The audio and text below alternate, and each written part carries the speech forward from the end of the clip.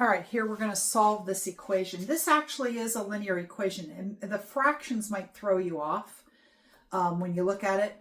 Now, it would be true that if there were an x in the denominator, it would not be linear. But since they're just constants, one way that you can get rid of those constants or the denominators is by multiplying both sides by the common denominator. So here we have 3, 4, and 2. And the common denominator would be 12.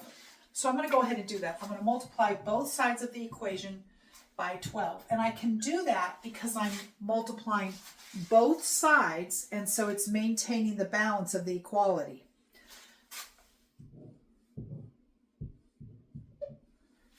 So I'm going to distribute this 12 here on the left.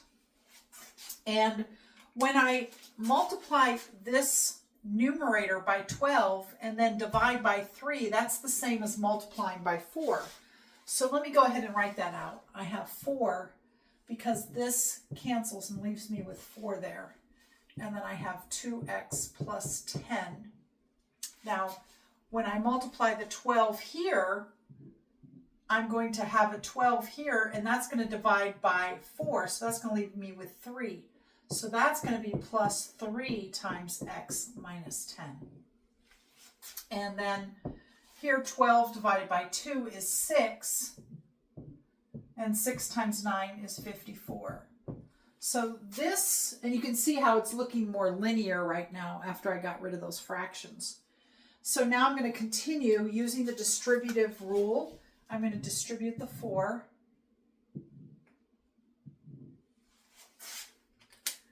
And that gives me 8x plus 40 plus 3x minus 30 equals 54. And I want to group like terms, so that's going to be 11x. And I want to combine the 40 and the negative 30, that's going to be 10.